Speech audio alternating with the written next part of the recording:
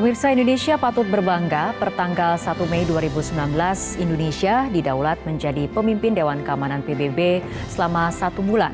Setelah sebelumnya ditetapkan menjadi anggota tidak tetap Dewan Keamanan PBB. Seperti apa pencapaian diplomasi negeri hingga saat ini? Berikut wawancara reporter Tami Kartanegara dan juru kamera Adam Alamsyah dengan Menteri Luar Negeri Retno Marsudi.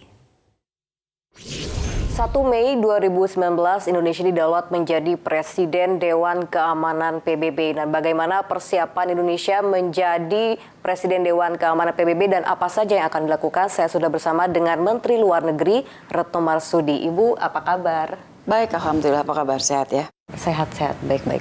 Nah, Ibu, mengenai Indonesia yang akan memimpin Dewan Keamanan PBB, bagaimana begini rencana ke depannya dan apa saja yang akan dilakukan oleh Indonesia?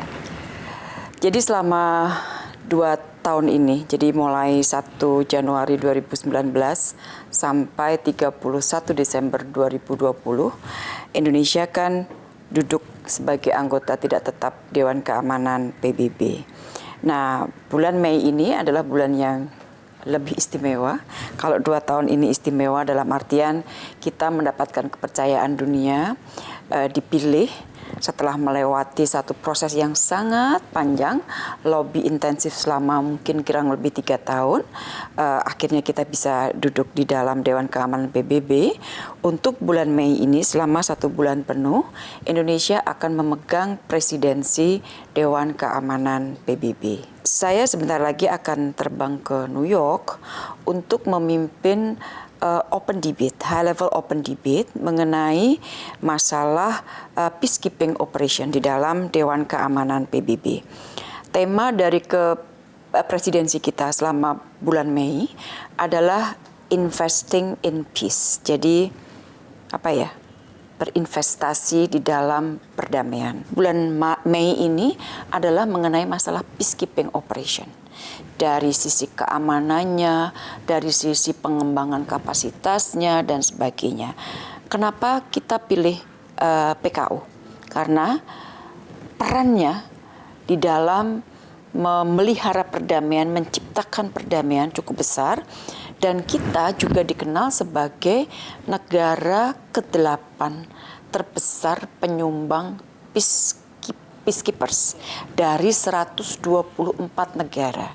Berarti kita juga mendapatkan pengakuan yang baik, dihormati oleh negara lain karena kita secara konsisten terus memberikan sumbangan bagi pemeliharaan keamanan dunia melalui peacekeepers kita.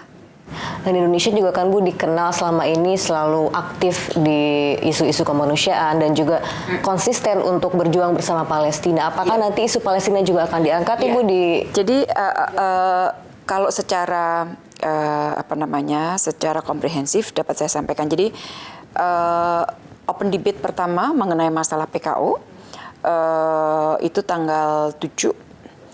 Tanggal 9 Mei kita akan melakukan apa yang kita namakan area formula meeting mengenai masalah Palestina.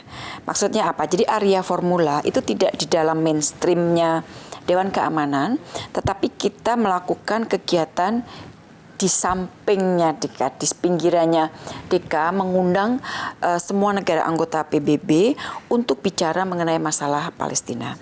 Ini sekali lagi hanya satu dari sekian banyak upaya yang kita terus lakukan secara konsisten untuk membela perjuangan bangsa Palestina. Selain pemerintah, masyarakat Indonesia juga sangat kuat dukungannya. Bahkan untuk pembangunan-pembangunan seperti itu, masyarakat ada di depan.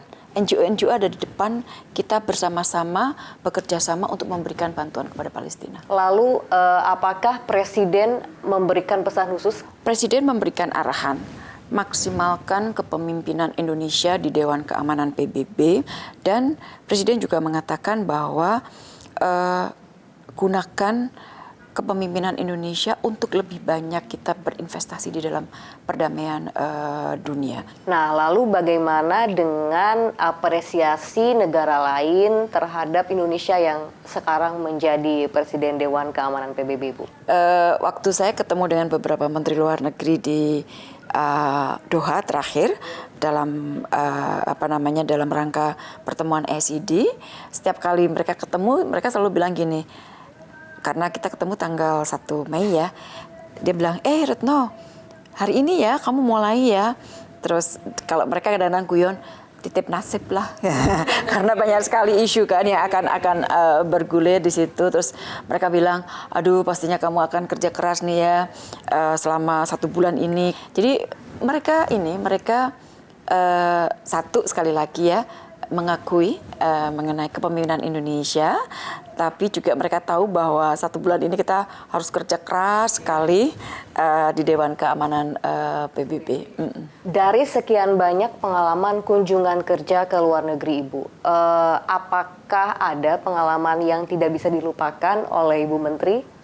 Yang paling diingat mungkin salah satunya adalah pada saat kunjungan Presiden ke Afghanistan ya, karena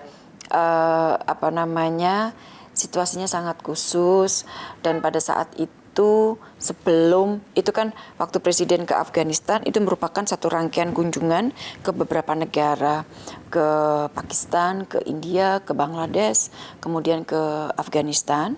Nah, sebelum masuk ke Afghanistan sampai Presiden menjelang take off menuju Kabul, bom meledak lagi.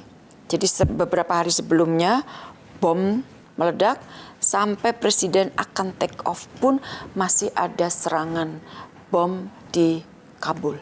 Pengalaman yang tidak pernah saya akan lupakan. Kunjungan yang singkat 6 jam, tetapi persiapannya luar biasa. Bu, kalau boleh tahu nih Bu ya, Menteri Luar Negeri mana sih Bu yang paling dekat dengan Ibu? Misalnya hubungan pribadi, misalnya suka kontak via pesan gitu, misalnya WhatsApp. Hampir semuanya ya, hampir semuanya. Dengan Menteri Luar Negeri Australia tentunya tetangga dekat. Kita sering banget teks. Jadi begitu kita misalnya ini masalah ini bisa jadi masalah gede nih ya.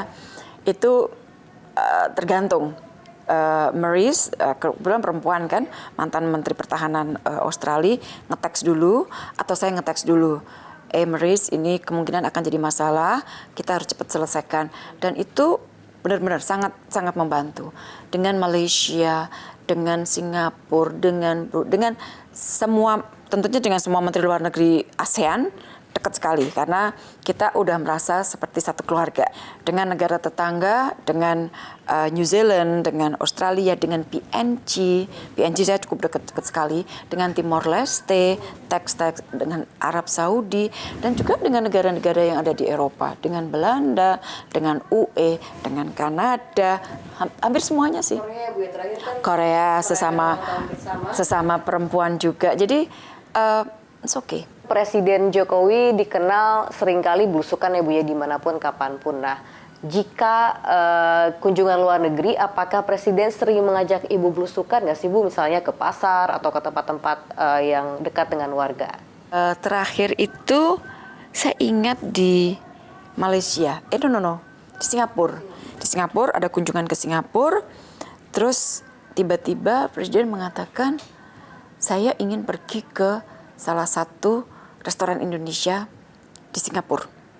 Warung Indonesia di Singapura. Wah, kita kan semuanya kita sudah bicara sih dengan negara setempat, terus kita atur.